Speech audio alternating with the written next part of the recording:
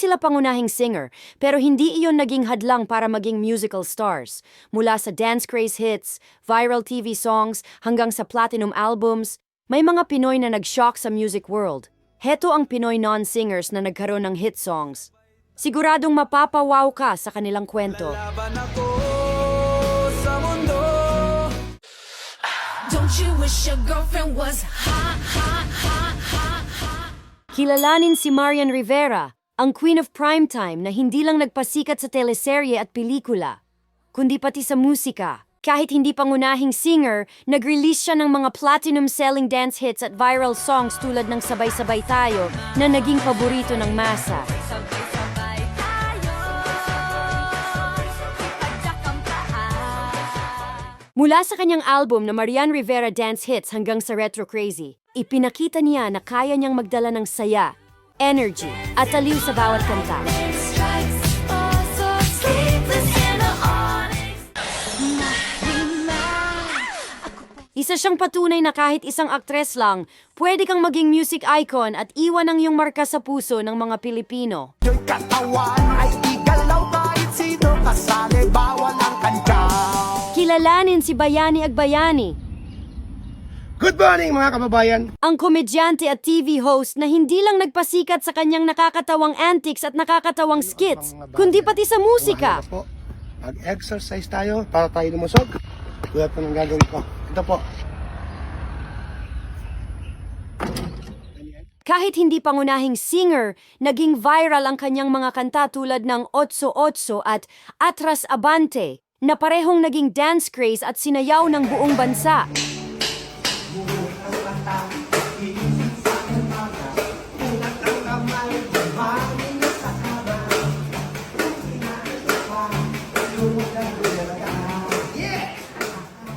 Mula sa kanyang album na Ito Gusto Mo hanggang sa Mr. B, ipinakita niya na ang kasiyahan at aliw ay pwede ring i-convert sa musika. Sige, i-drop nyo, i-drop nyo, i-drop nyo na. Sige, i-drop nyo pa ang puwet nyo pa. Ang bawat kanta niya ay puno ng energy, nakakatawa at instant crowd pleaser na nagpapatunay na kahit komedyante lang, pwede kang maging music icon at mag-iwan ng marka sa kultura ng Pilipino. If we ever broke up, I'd call your dad and tell him all the shittiest of things you said. If we ever broke up. Hindi lang si Manny Pacquiao ang pambansang kamao. Isa rin siyang recording artist na nagdala ng kanyang kwento mula ring papunta sa musika. Unang sandaling halos hindi ko alam, naglalakbay ang diwa sa ligayang nakamtan. Kahit mas kilala bilang world champion boxer, naglabas siya ng mga kantang nag-viral tulad ng Para Sa'yo ang Laban na To. Ang laban na to, hindi ako susuko, isisigaw ko sa mundo para sa'yo. Ang laban na to. At ang international single na Sometimes When We Touch, kung saan ipinakita niya ang emosyonal at mas personal na side niya sa labas ng ring.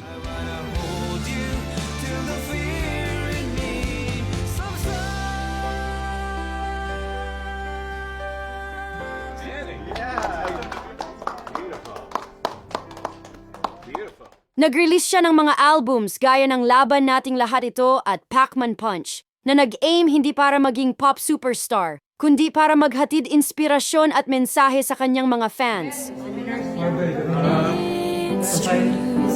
There's no mountain I could not climb as long. Mula sports hanggang music charts, pinatunayan ni Manny na ang tunay na champion, hindi lang lumalaban sa ring, kundi lumilikha rin ng sariling tunog sa mundo ng musika.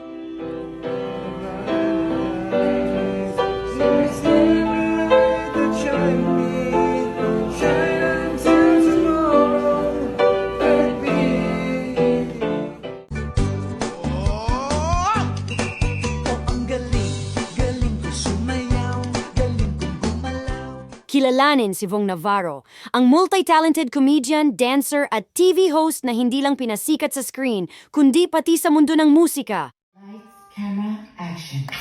I see you looking at my PIC. Kahit hindi pangunahing singer, sumikat siya sa mga novelty at dance hits na naging parte ng pop culture. Tulad ng Pamela 1, Totoy Bibo, at Don Romantico. Dahil sa kanyang unique na performance style, ang kanyang mga kanta ay hindi lang basta pinakikinggan. Sinasayaw,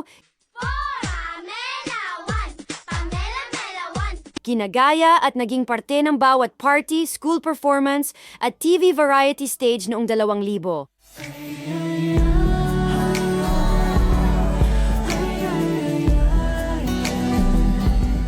Naglabas siya ng mga album tulad ng Totoy Bibo at Let's Dance, na nagpapatunay na kaya niyang pagsamahin ang comedy, choreography at catchy music sa iisang signature sound.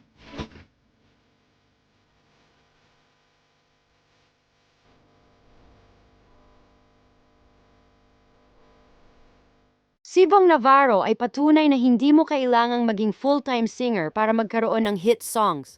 Kailangan mo lang ng karakter, talento, at sariling estilo na tatatak sa masa.